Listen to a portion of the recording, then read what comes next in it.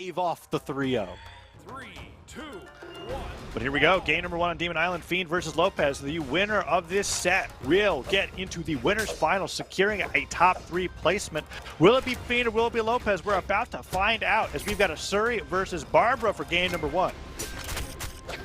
Oh, the weapon toss immediately into the Katana neutral light, but Lopez quick to answer.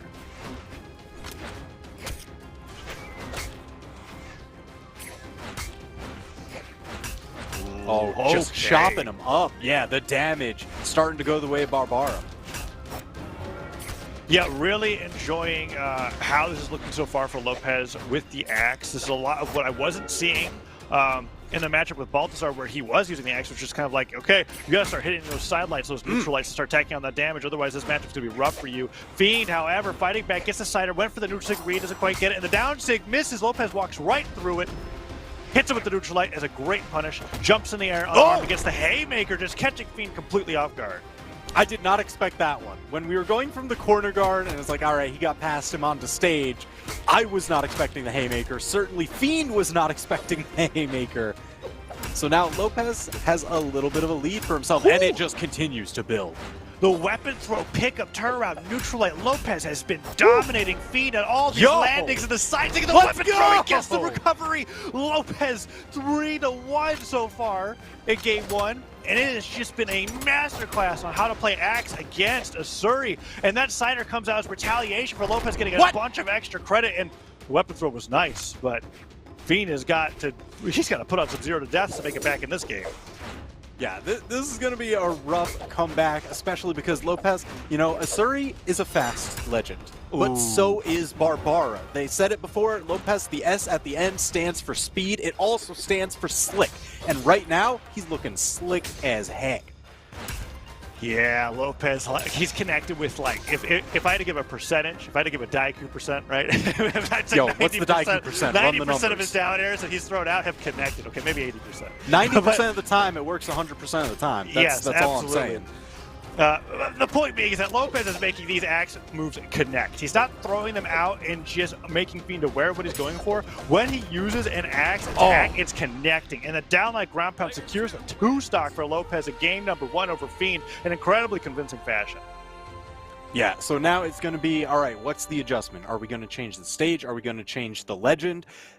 Right there, that was Lopez's game. He just ran the show start to finish.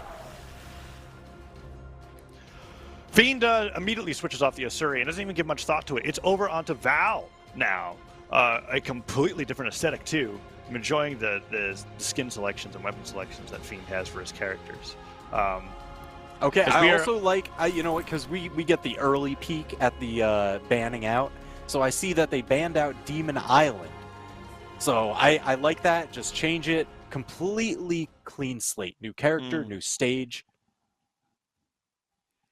Yeah, Fiend believing that gauntlets are the key, not guitars, as we're going against Lopez. And it doesn't really, you don't really get, it doesn't get much more different than switching from guitars to gauntlets, right, in terms of playstyle. I mean, they're so different that certain players believe that one just completely destroys the other, except Lopez here picks up the spear, and Fiend just went straight from white to orange in a matter of seconds. Lopez waiting out the landing there, gets 2 down airs, goes for 3 down airs. Oh my goodness, Lopez on the Barbara looking so great so far.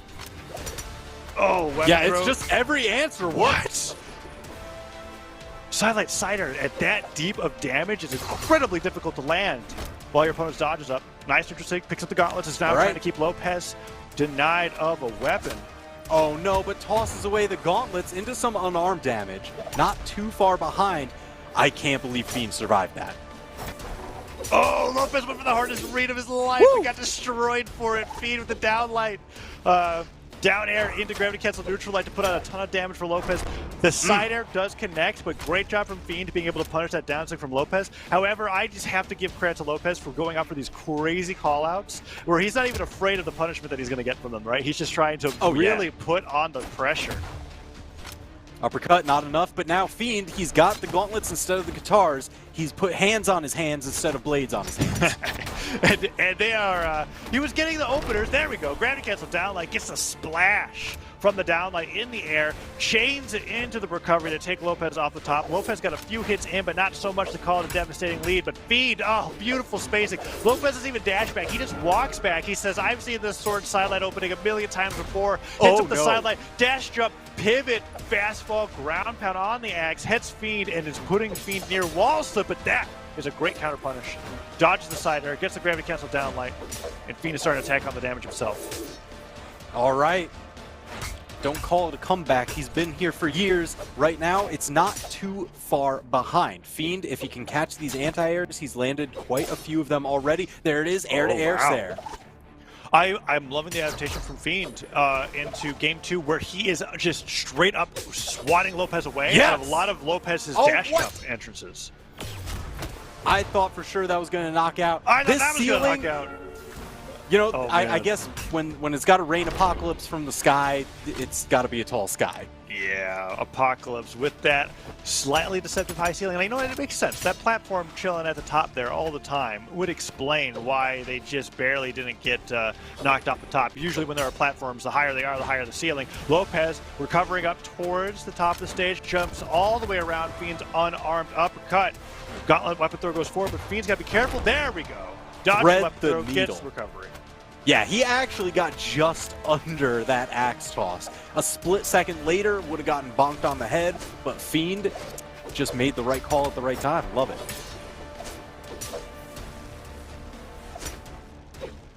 Oh, nice neutral light. Lopez tried to go all the way around for a sidelight, and Fiend fighting back. Damage relief, and Lopez gets a little bit of unarmed hits in. Nice dash jump nair, falls down, catches Fiend off guard, falling down the downer in the side air. Jeez. Nicely done. Can he get one? Oh, caught. That Does he have enough? No. He knew it. He knew he didn't have enough to make it back, so he's like, all right, let's go next. We've still got another left in the set. Lopez is up 2-0. This is going to be a heck of a mountain to climb for Fiend. I'm just curious, how's he gonna make the summit? Yeah, Fiend was already catching up in the climb towards the end there. It wasn't until that axe neutral light hit at the very end that Lopez actually did more damage than he took that game, right? It was a 13 damage difference. And I guarantee you that axe neutral light is what it put him over that edge. And what was cool about the axe neutral light is that that's a maneuver that I'm used to seeing players usually do with the sword.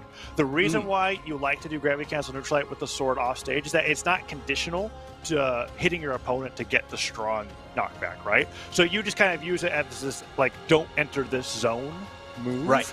And a lot of players would typically dodge or use recovery or what have you to get back to the stage. Going for the axe there requires so much more precision and spacing to be able to hit it, because if you miss it, you only get the first swing. Yeah, and I mean, that's the big thing, right? How much area can you lock out for how long? Especially when you're looking to cover those edge guards. When it's a last stock scenario, if you're going to make any calls, you've got to make them confidently. Hesitation will get you knocked out, killed. You'll lose all your stocks here, especially in top 8. Well, yeah, we're having that moment where Fiend is looking at, and keep in mind, Fiend has a large legend pool as far as competing goes, and he was making that decision of like, okay, Game 1 didn't go so great, Game 2 went a lot better, but I still didn't get the win. What is it going to take to be able to bring this reverse 3-0 through? And it looks like it's going to be the Thatch locking it in. Don't be fooled. No, that is not Mako. That is Thatch. The OG shark. The OG shark of Brawlhalla. Bringing out the bombs and the treasure chest as we're banning out stages. Fiend banding out Demon Island once again. And we got Brawlhaven, Mammoth Fortress, and Miami Dome. And Brawlhaven, one of the first Brawlhaven matches that we've gotten to experience in the cast today. And all right, so the crazy thing about this map is the knockout lines are so deadly close to the platform. It doesn't take much to knock out from here. And Fiend is on a high strength legend. Make no mistake, Thatch hits like a truck. Yeah, Thatch also has the defense equivalent of wearing paper armor. That's the other risk, right, of going here. It is super glass cannon when you come to small Brawlhaven, because he can be knocked out in an instant, especially if Lopez is able to continue getting these down air siders on axe. So let's see how this plays out. So far, Fiend's doing a great job bobbing and weaving around and hitting the necessary attacks to tack on some damage, but that's what I'm talking about, right? Cider, down air, cider, Fiend's almost already gone.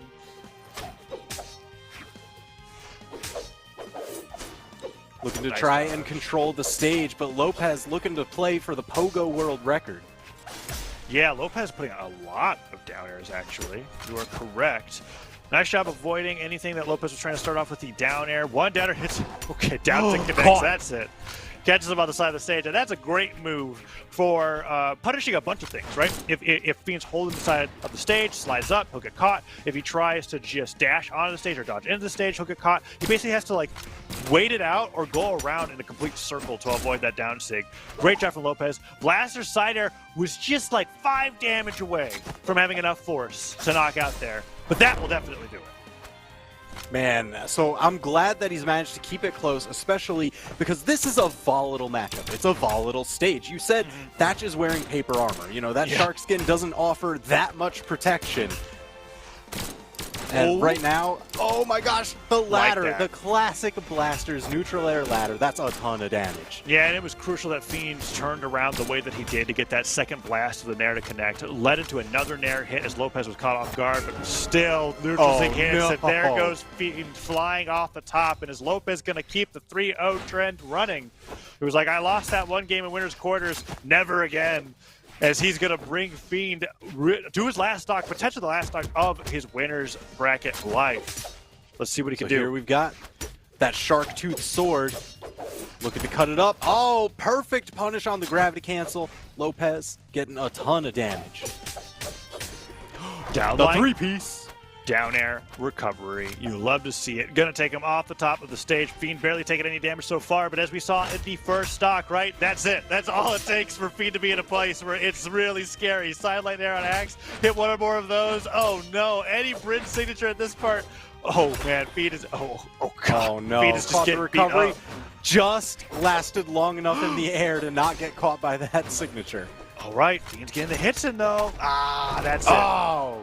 Knockout off the top, proving the shark is smooth in every direction. Lopez taking it 3-0. Man, that Thatch switch, I thought it was going to play out for Fiend, but Lopez just too good.